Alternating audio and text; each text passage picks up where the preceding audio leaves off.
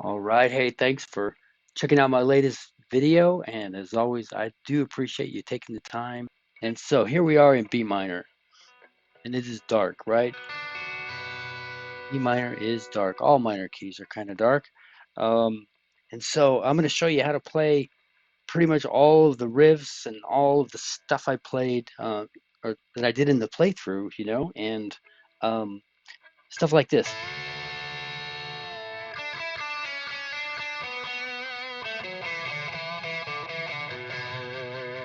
Resolving to B right there, right?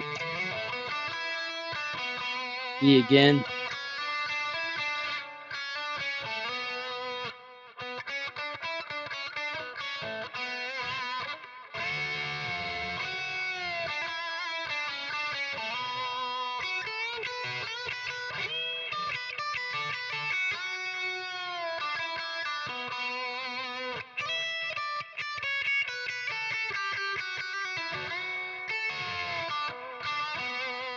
Stuff like that, and then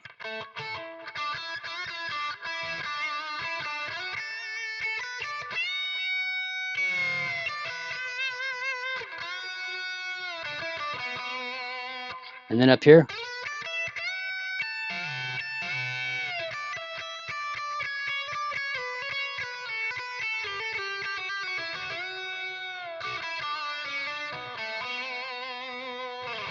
Yeah, pretty much all that.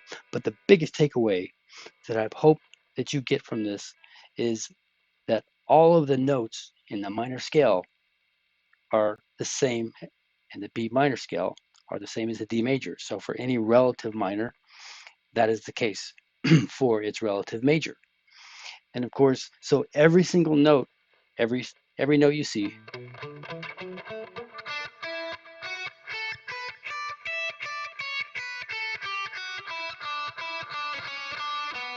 every one of those is literally from the major scale, because when we think about B minor, every note in it is from the B, from its relative major scale, from the D major scale. So, but the feel is completely different, as it should be. You know, in D major, it's upbeat, happy, and in B minor, it's not happy, right? It's kind of dark and emotional, and that's the way it is. So when you do these licks, the same licks we do in D major, we do in B minor, but they mean completely, they feel and sound completely different in B minor, as they should. Um, and so, yeah, that's my biggest takeaway that I want you to get, and I'm going to show you, how this works. Or I'm gonna make my best attempt at this, at showing you how. So let's just turn the volume down a little bit here, and we're gonna let's just change our mindset to D major. So forget about B minor for a moment. Okay, so the same, that's a D, right? Remember the B is down here, but we're forgetting about D.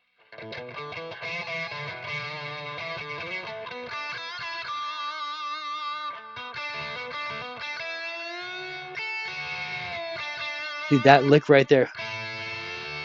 In the context of D, completely different sounding and feeling than it is when we're in B minor. But just stay in D major here for a moment.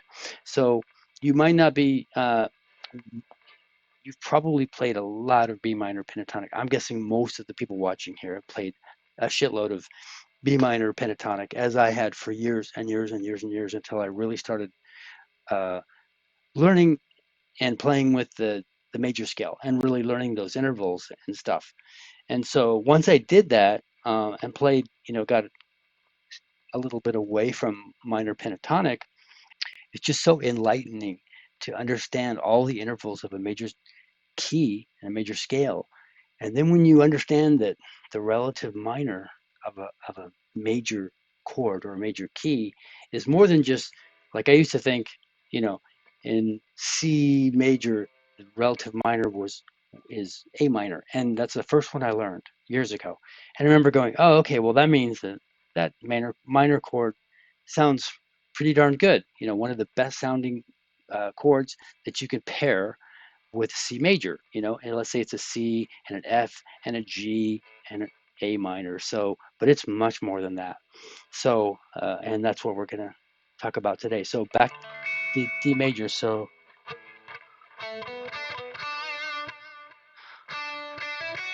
let me do my previous video was on D major, and it was rock, but it was upbeat. It was like a D chord and then an A and a G and an A back to D, and it just went like that constantly. And there were no minor chords at all played. So it was rock, but it was very upbeat.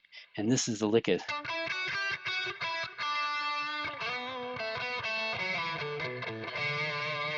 Very much, very happy, very upbeat. You know, it sounds cool.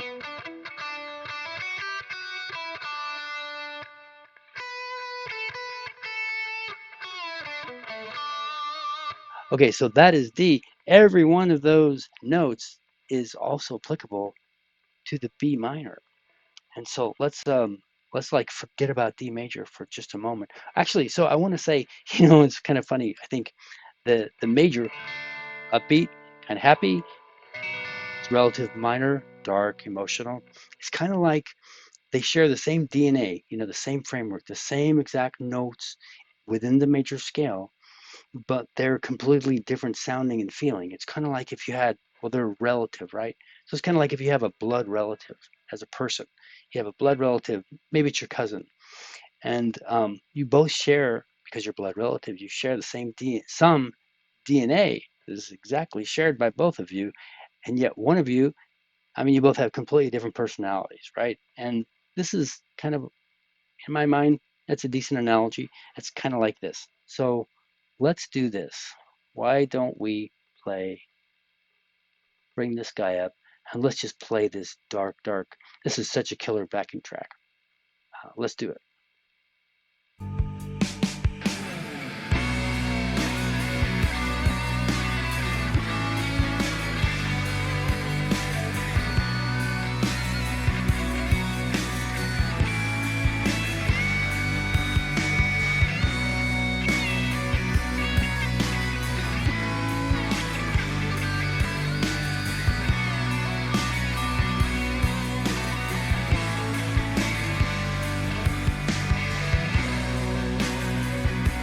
Okay, cool. Let's go back here, pause that, actually stop it. Okay, so much like when we were in my last video, I went through, you know, the D major and how we were playing mostly D major pentatonic with a few notes outside of the pentatonic that are from the major scale. And those notes like this, back to D here. These are the notes. This one is the 4. This one is the 7. If it goes back up to D, there's your D.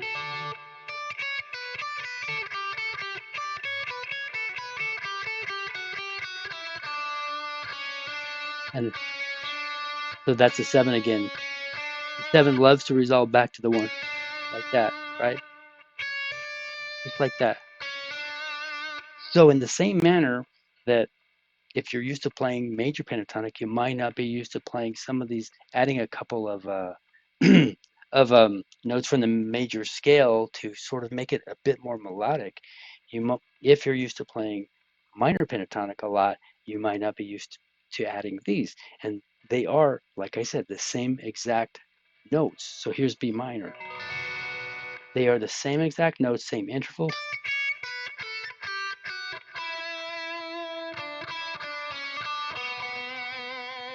So instead of, that's B minor pentatonic.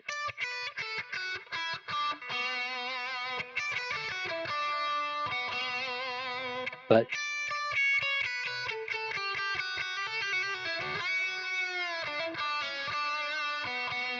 and this one here. So when we're in the context of B minor, this is no longer the 7 of D, because our tonal center is no longer D, our tonal center is B minor. And so everything's kind of based off the B minor chord, but all at the exact same note placement is there.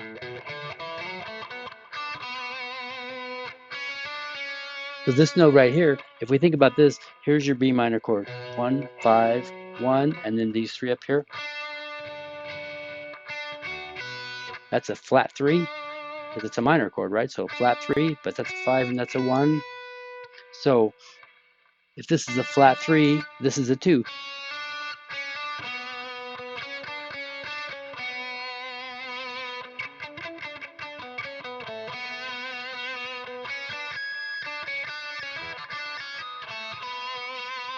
Yeah, so these are really cool melodic notes to play around with. So what do we have here?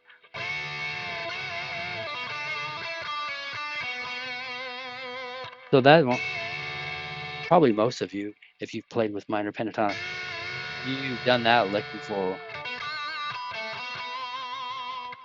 And so we went over.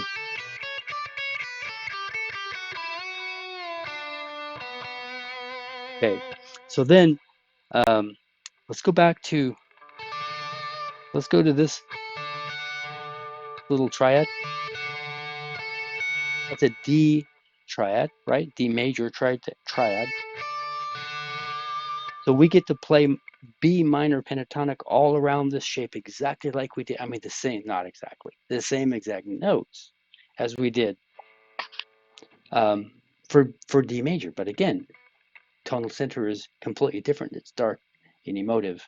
So when it was D, and there we resolved to D. So, but we're B minor, right? But if we think about it, it's actually where we at? This is our B minor. So it's kind of not too surprising that we get to play right around this almost the same exact triad as a D major. And in fact, you can actually hear those three notes are just one piece of this B minor chord, right? So watch this.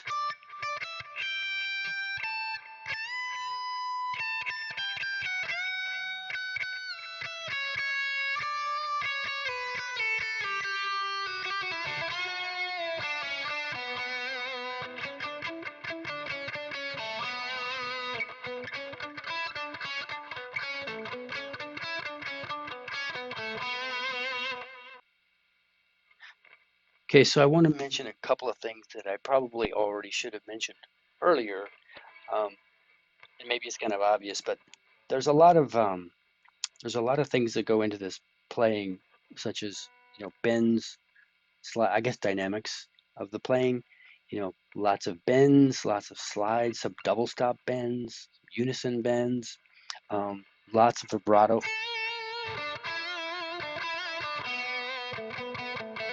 lots of palm muting, but not like palm muting all the time, not vibrato all the time. But anyway, you get the idea. There's a lot of that goes into this, and I think it's just dynamics that you can imagine how boring this would sound without any of that. I mean, well, we kind of have to slide from these extensions, and sliding up. But anyway, I want to mention that, and kind of, I guess it goes without saying, but um, yeah. And then the other thing I want to mention is the track itself, the backing track, which is really, really cool. I love this track. The first time I played over it, I recorded and I made a whole bunch of mistakes, but I did a lot of really cool things just came to mind, inspired to play. So then I recorded several times, and then what you hear is the last take that I had, and it's a really long backing track actually, so which makes it a lot of fun.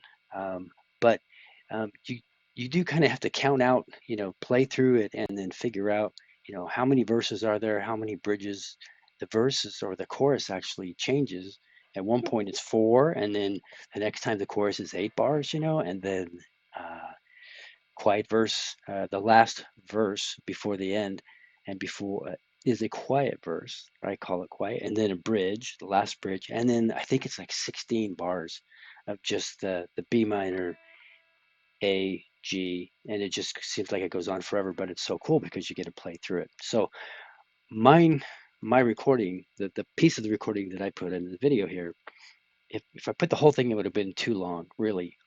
and I think a lot of people would have lost interest. So I came in right before the last verse, which is the quiet verse, and so then there's one little bridge, and then I just go in for like until the end of the song. So I want to mention that. So now let's go back to this. So now let's move up to the upper register here, because you really want to show you how, again, we're just centered around a C-shaped D chord, which, since D is not our tonal center and B minor is, well, then it's available to us, uh, the whole B minor scale. So I think what I should do is play, because sometimes if you don't have the context of, what's in the background, that it's dark in B minor, you can, because you're playing the same notes, and if you do play a lot of major stuff, you kind of forget which one you're on sometimes. But anyway, if you got a backing track that's definitive like this is, we know the context.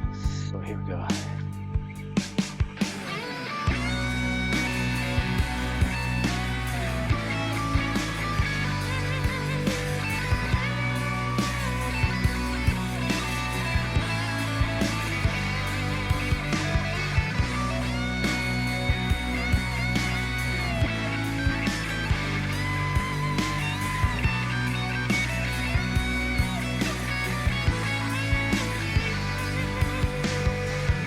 Okay, that's pretty cool. That wasn't too bad. No extra charge for mistakes. So yeah, man, this is, if we play this C-shaped D chord up here, it's hard. Now see right there, as soon as I play that, arpeggiate that, I feel like I'm in D again. So, but we know we're in B, right? So we got this B minor chord, right? This is your A note, right, in the fifth string. This is B.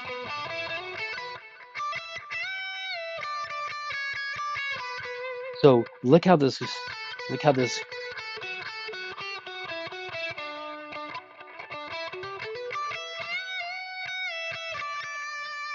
So anyway, you should be able to see up on the screen. I should have a diagram there, and you can see how it's really, we want to play along with the backing track to really give us the context, and then it's just so easy to just fit right into the B minor. But so another thing I do, actually, let me just play it again. It just makes it easier.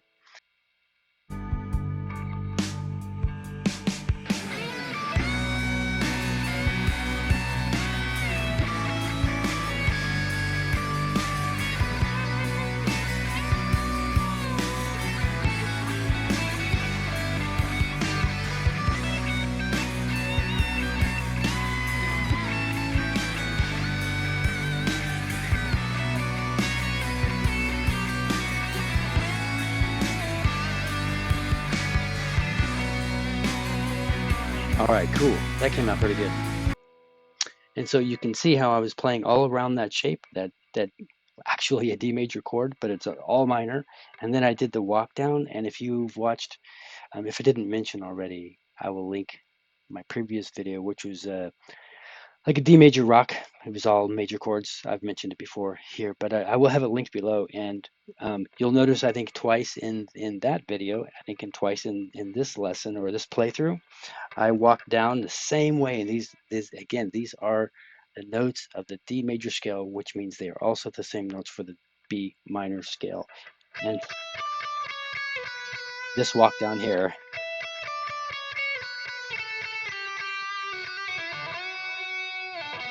now this context, you can hear and feel that was B minor, but it's just the weirdest thing. If we were playing D major track, I could do the same exact thing, and it would sound very, very good, and it would sound very different with B D major.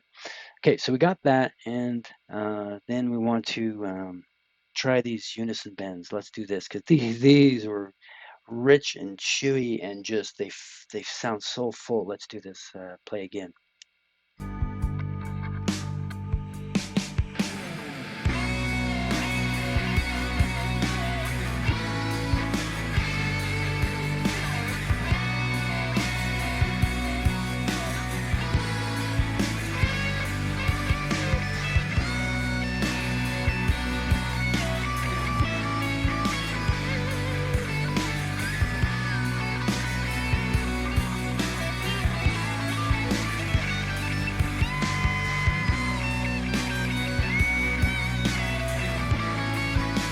Okay, so enough of that. Get carried away, right? You get lost in this thing. So these unison bends, this one is really obvious because it's right out of this E shape, that we spend so much time in any minor pentatonic that we're playing over. We're bending this guy on the G string up to this note on the B string, which in this case is the 5 of the B chord, right? And then I come up here, and then this, if we just think about which note is on, or number, I do think in numbers mostly, than the actual note names. Sometimes I know them, sometimes I don't. But this is the 5 of the B. So then the second time, that is a B again, right? So I'm sorry, this is the 5 of the B, but this is a B note on this 5th string right here. So of course that sounds good, even though the B minor isn't the chord being played right then. I think we're on the A, right? And then I go down. And that one, honestly, I'm not really exactly sure why that sounds so good over the G chord, because that's an A. Maybe it's probably a modal thing, but it sounds really good. And then the second time through, do that, and I do this again the same way, but then I keep climbing up.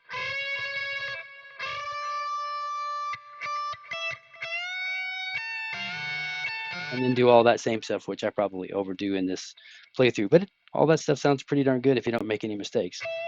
So yeah, man, the second time through. And you can just hear it. It just sounds good. I mean, if you think about it, these notes are just, again, they're right out of the major scale. So that one is interesting over the G chord. But yeah, that's it. And then I had this thing in my mind. I was hearing, this climbing up. The first time I wouldn't climb up, and I didn't. And the second time I would climb all the way. And then I go to the B string because that lick sounds so good. So it was so cool. Unison bends, climbing up, climbing up, climbing up, and then finally this. And then you play whatever. So another thing to note, I think, during this whole playthrough, I did so many different recordings and takes, and I could never play it the same exact way twice. It's just like impossible for me. But there are certain things that I do every time, like those unison bends. If I was to go play this live or something, or do another recording, I would do those unison bends the same exact way because it just sounds good, and it's really good hook. And then I will play.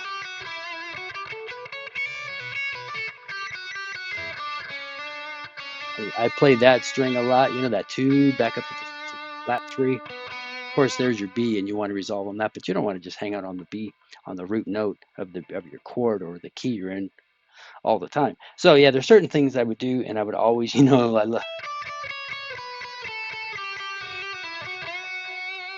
think that sounds pretty good. But I could choose other strings to walk down and still using major scale notes. So there's that. And then that might be it, actually.